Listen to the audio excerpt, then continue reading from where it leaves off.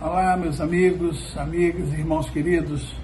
Bom dia, boa tarde ou boa noite. Não sei o momento que você vai estar assistindo este vídeo. Hoje, domingo 5 de fevereiro de 2023, reservamos alguns minutos para conversarmos, através deste vídeo, sobre testemunho. Uma cidade alternativa. Aliás, este é mais um tema que o pastor Timothy Keller sugere e traz em seu livro, O Evangelho na Vida. Desde já, eu quero deixar aqui o convite para que você esteja conosco em nossa igreja presbiteriana de Botafogo, ali na Rua da Passagem 91, todo domingo às 9h30 da manhã. E ali debatemos sobre os temas que expomos aqui, né? Aqui nós só expomos os temas. Lá a gente consegue debater. Por isso, importante se você puder estar conosco. Mas antes de conversarmos sobre o tema que nós já dissemos, o testemunho em uma cidade alternativa, nós vamos orar ao Senhor nesse instante. Senhor, nós te agradecemos por este dia, te agradecemos por este momento, pedimos a Deus a tua iluminação, para que, à luz da tua palavra, possamos estar, ó Deus, compartilhando aquilo que tu quer de cada um de nós. Edifica, Senhor, portanto, os corações que estão assistindo e participando, e a todos nós. É a nossa prece que fazemos em nome de Jesus. Amém. Muito bem. Eu quero já, de primeira mão, esclarecer aqui porque uma cidade alternativa, né? E, para tanto, eu quero chamar vocês para ver aí o texto de registrado no livro de Mateus, no capítulo 5, no verso 14, que diz o seguinte: vós sois a luz do mundo, e não se pode esconder a cidade edificada no monte. Esse é o texto que está registrado no livro de Mateus, capítulo 5, verso 14, e faz parte de um dos registros no famoso Sermão do Monte, onde Jesus estava ali falando àquela multidão. Como luz no mundo, nossa missão é brilhar, né? É difundir. E veja o destaque, eu quero chamar a atenção aqui de você, quando ele diz aqui, ó, lá na segunda parte do versículo, cidade edificada sobre um monte. Ou seja, quanto mais alta estiver a luz, ou qualquer luz, maior será a sua área a ser iluminada, não é verdade? Por isso nós vemos as lâmpadas nos postes, né? Normalmente nós vemos dentro das nossas casas as luminárias no plano mais elevado, porque ela abrange um pouco maior a área a ser iluminada. Mas nós estamos falando aqui de testemunho, né? O que uma coisa tem a ver com a outra? Qual o recurso, de acordo com a palavra de Deus, para que sejamos luz no mundo, né? Eu poderia dizer assim, o maior instrumento, né, para que fôssemos luz no mundo? É óbvio que nós não estamos falando aqui da palavra, da Bíblia Sagrada, a única regra de fé e prática. Nós estamos falando aqui, que é o tema de hoje, de testemunho. Então, este é, sem dúvida alguma, um recurso para que efetivamente essa luz possa brilhar a nível de testemunho do Evangelho do Senhor Jesus Cristo. Por falar em testemunho, a gente pode aqui fazer uma pergunta e você pode pensar a respeito disso e responder para si mesmo, né? O que significa a palavra testemunho na Bíblia? O que significa a palavra testemunho na Bíblia? Se você abrir a sua Bíblia lá em Apocalipse, no capítulo 19, no versículo 10, está bem claro lá, dizendo que testemunha é o espírito da profecia, ou seja, é uma revelação pessoal de Deus quanto à veracidade do Evangelho de Jesus Cristo, né? E quem imprime em nós esse testemunho, né? Quem coloca em nós essas marcas desse testemunho é o Espírito Santo do Senhor. E o Timothy Keller, ele até coloca ali que o Espírito Santo nos deixa marcas profundas e duradouras na alma. E ele não fala isso simplesmente por uma afirmação pessoal dele, mas ele fala baseado no texto que está registrado lá em Atos, no capítulo 1, no versículo 8, que Jesus Cristo fala antes da ascensão aos céus, ele olhando aos discípulos, e ele diz para eles, olha, mas recebereis poder ao descer sobre vós o Espírito Santo, e sereis minhas testemunhas. E aí ele diz aonde essa testemunha vai estar brilhando, vai estar falando. Ele fala em Jerusalém, como em toda a Judéia, em Samaria e até aos confins da terra. Não estamos falando aqui, naturalmente, do testemunho como meio de prova ou elemento de convicção para demonstração de fatos juridicamente relevantes, não. Ou quando alguém é chamado a juízo para depor o que sabe sobre um fato litigioso.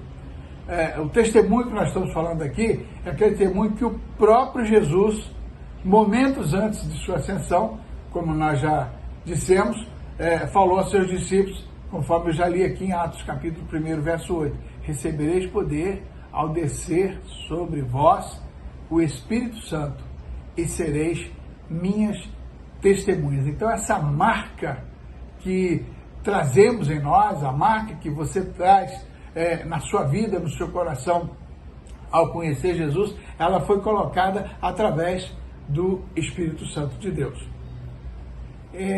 Lá em Atos dos Apóstolos, interessante essa questão, quando lemos lá nos capítulos, eu vou dizer aqui os capítulos, e você registra para depois você confirmar, né?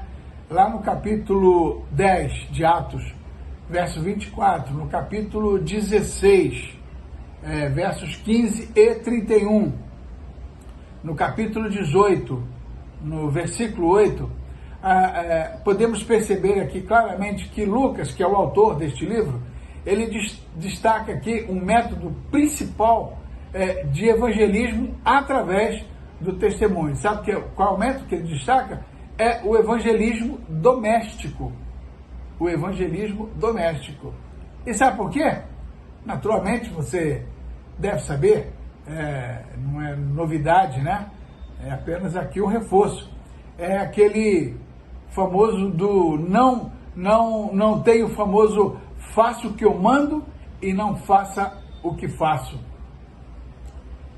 Eu não sei se você já ouviu alguém dizer isso, né? Eu já ouvi algumas pessoas fazerem esse tipo de comentário, darem esse tipo de depoimento, do tipo assim, em casa é um inferno, ninguém aguenta, mas quando chega na igreja é um santinho, né?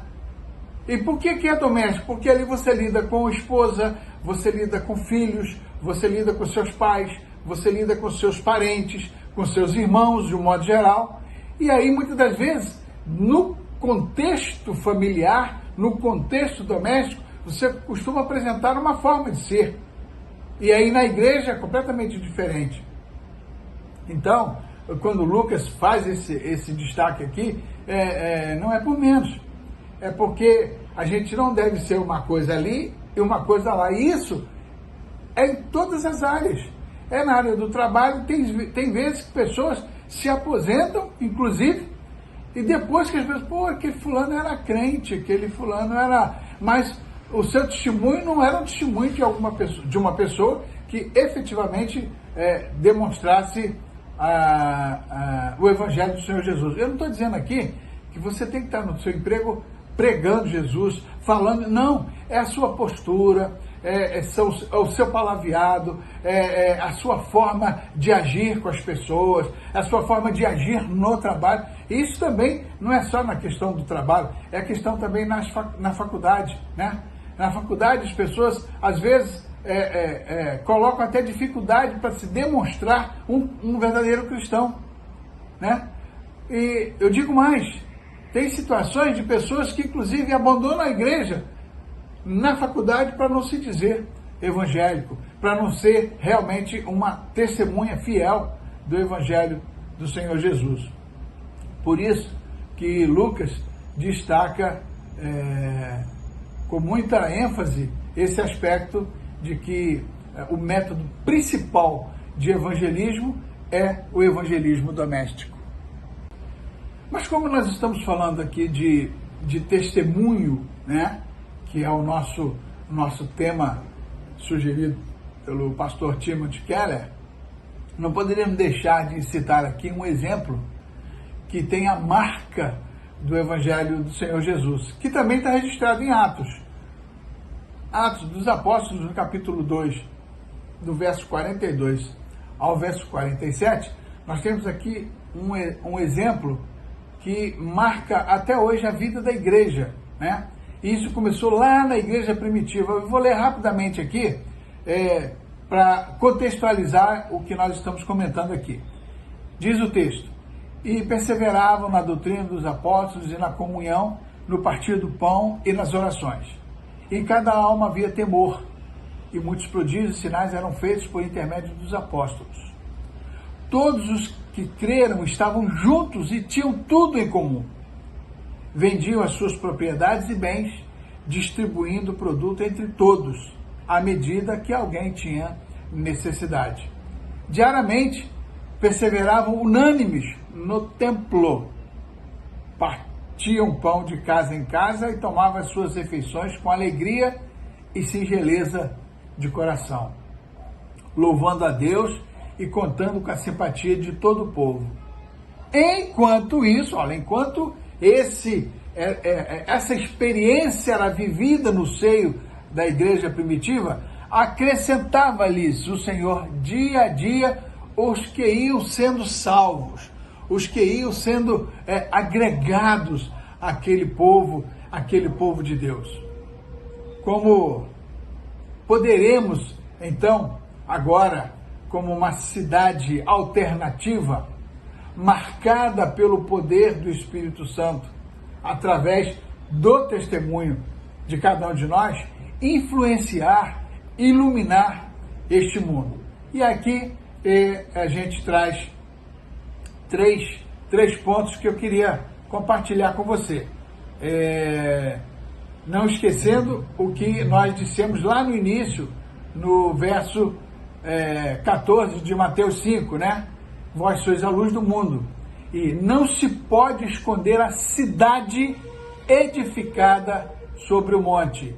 E é exatamente sobre essa cidade de alternativa, ou com alternativa, que eu quero trazer aqui os 3 pontos que nós podemos, como cidade alternativa, como testemunho do Evangelho do Senhor Jesus Cristo, trabalhar para o crescimento do reino de Deus neste mundo.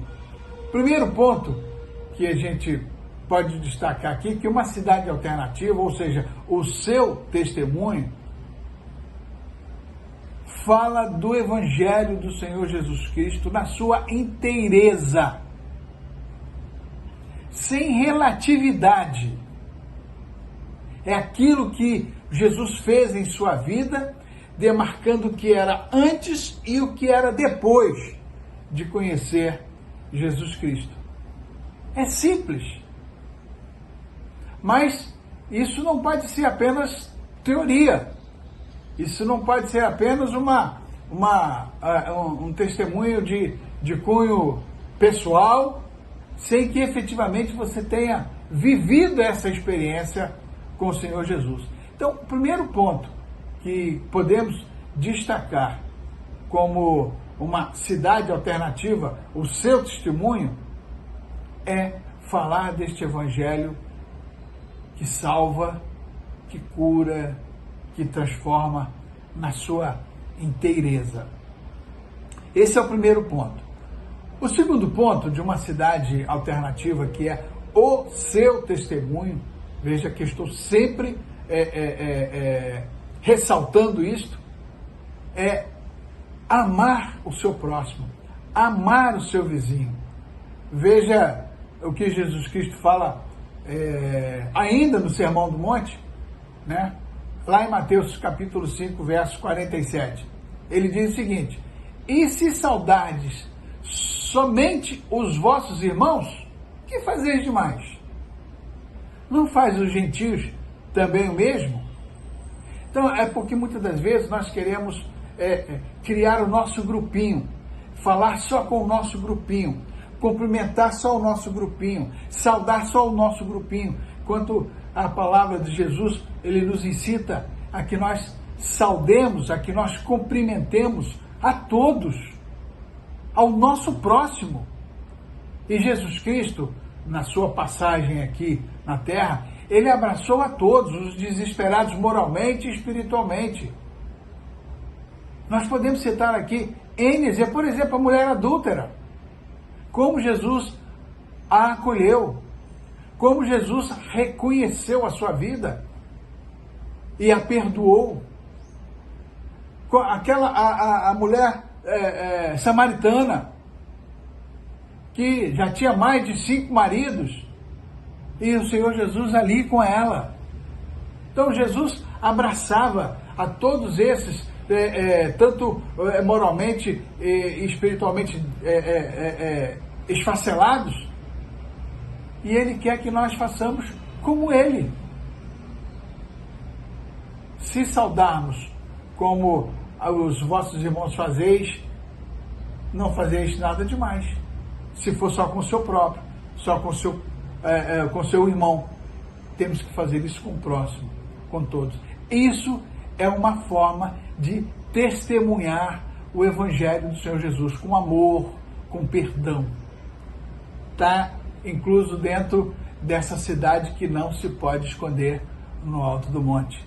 Tem que iluminar a todos para que conheçam exatamente aquilo que Jesus Cristo fez na sua vida, na nossa vida e na vida da igreja. E um terceiro ponto que a gente pode destacar aqui como uma cidade alternativa, ou seja, o seu testemunho, é que ela é transformada comunitariamente. Ela pode ser individual? Obviamente que pode. Mas você pode fazer com que também seja transformada comunitariamente. Por isso há o registro de João, lá no capítulo 17, nos versos 17 e 18, que ele diz, santifica-os na verdade, a tua palavra é a verdade. E aí ele acrescenta nesse texto, dizendo o seguinte: assim como tu me enviaste ao mundo, palavra de João registrada de que Jesus falava assim, também eu os enviei ao mundo. E só podemos ter a palavra como verdade quando somos santificados nela pelo Espírito Santo de Deus. Percebe a marca da verdadeira testemunha do Senhor Jesus? E recebereis poder quando desceres sobre vós o Espírito Santo, porque é Ele que coloca em mim e em você a verdade que liberta, a verdade que salva, né? Nós temos visto ao longo da nossa história, ao longo da vida da igreja, muitas coisas no sentido de se falar dessa verdade, mas muitas das vezes é uma mera teoria, né? Não existe vivência, não existe praticidade. Não que sejamos santos a ponto de não pecar. Não, nós somos pecadores salvos e, portanto, temos que demonstrar, temos que brilhar diante do mundo aquilo que Jesus Cristo, através do Evangelho, fez em minha vida e fez na sua vida. E é assim que a igreja cresce, é assim que as igrejas são constituídas, porque senão não haveria a igreja. Eu quero já caminhar então para a nossa conclusão sobre essa questão do testemunho, suplicando a Deus, em nossa prece, em nossa oração, para que possamos efetivamente evidenciar a beleza e a realidade visível de Deus, testemunhando para as pessoas que não creem em Cristo. E que o Senhor nos dê coragem para viver o Evangelho de Jesus Cristo diante deste mundo. Não isolado no monte, mas no monte que possa iluminar e que possa espraiar esse testemunho em todos aqueles que ainda não creem na palavra e não creem no Evangelho que salva, que cura e que liberta, o Evangelho do Senhor Jesus Cristo. Fica aqui, portanto, o nosso convite para que na igreja possamos debater um pouco mais e trazer os seus exemplos, trazer exemplos de outros testemunhos que nós temos vividos em nossa igreja. Nós temos com certeza muita gente que pode compartilhar com cada um de nós aquilo que o Senhor Jesus tem feito na vida de cada um daqueles que estão na sua igreja. Que Deus nos abençoe. Até o próximo domingo.